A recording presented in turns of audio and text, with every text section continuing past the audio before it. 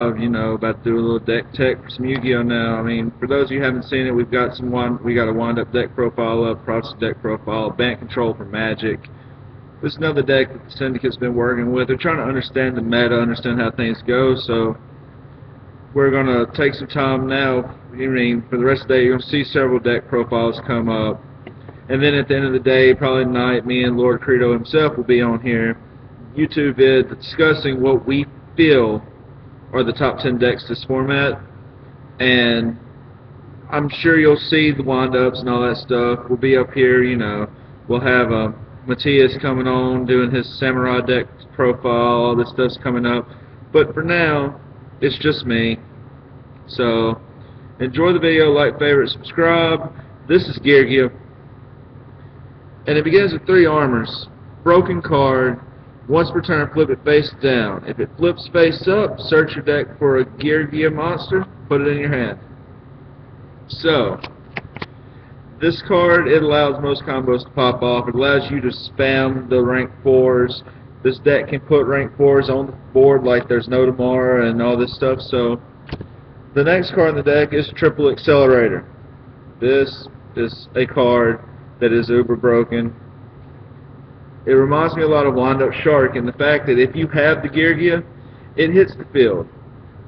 And it doesn't have to rely on the summon like Shark. So even if you end your turn with a face-up armor, you just go Accelerator, Overlay, Gigant, whatever you need to get yourself out of bind. It's super easy to get yourself out of bonds with this deck.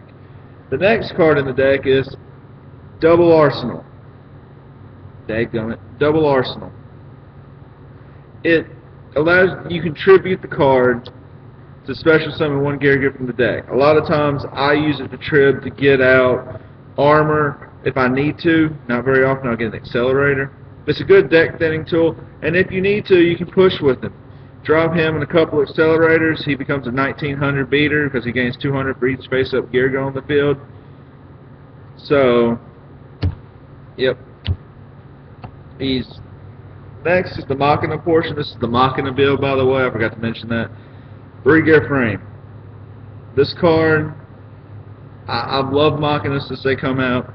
The gear frames have always been probably the engine of this thing. It allows you to get the fortress, the cannon, whatever you need to push.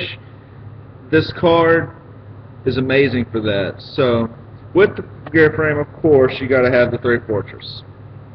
I like going gear frame, fortress, hitch cannon, special fortress. Gear frame's a crypt to the fortress, so you can't easily wipe it off the board. You got to double remove it in order to deal with it. To help me get the fortress on the field easier, how about double cannon? I mean, this is an 8-star, and the fortress himself requires you to sack an 8-star. Well, send cards equal to level 8 or greater to the grave to special summon fortress. The cannon's level 8. It's super easy to get fortress. It helps you if you get the fortress. The cannon. There's a fortress in the grave. Send the cannon to the grave. Special summon the fortress back from the grave.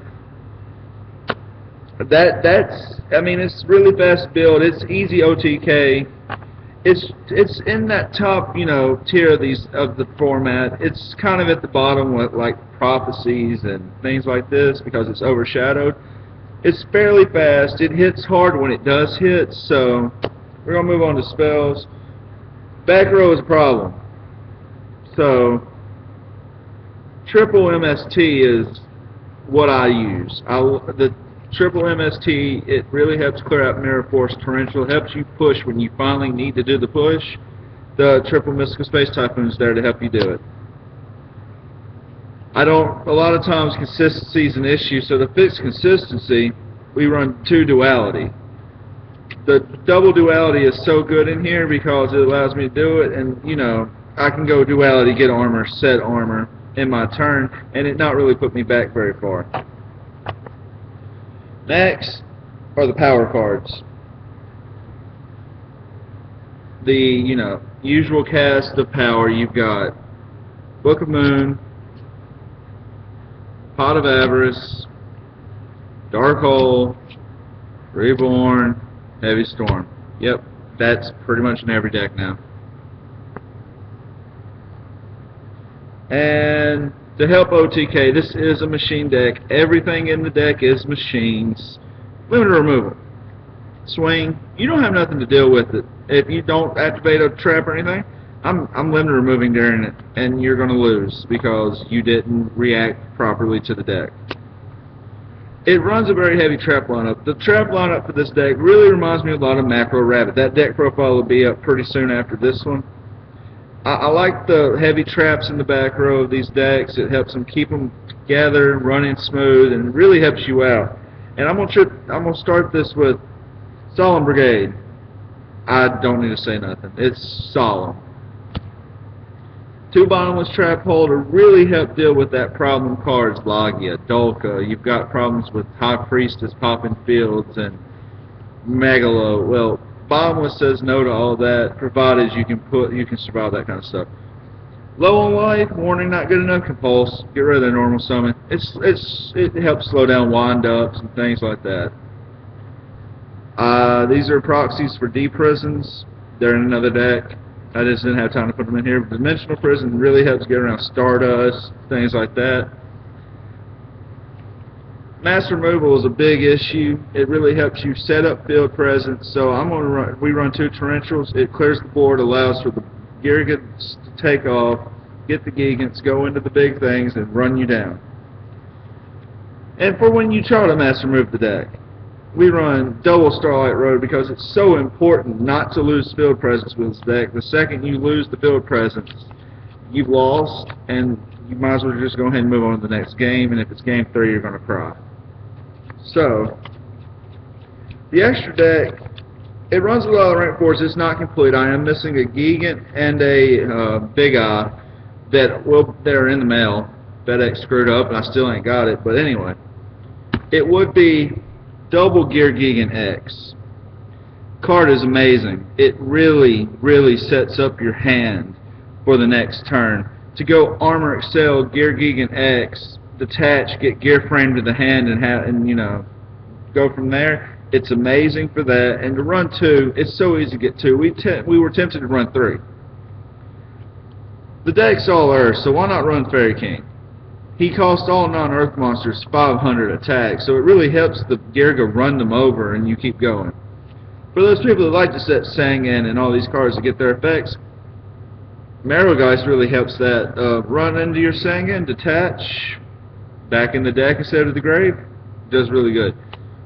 Decks, a lot of problems with this deck is they like special summon cards, decks like Chaos Dragons and Prophecies. Steelstorm Roach really helps that out because they like to go, I special summon this, detach the Roach, goodbye Priestess, Megalo, things like that. Kachi Kochi, he's just in there as a filler for right now. Utopia Ray's in there for filler. Gemnite Pearl's a 2600 beater. I like Cowboy this format, really hurts stuff, it helps push for game a lot of times. Abyss Dwellers for the Mermails, it shuts down graveyards.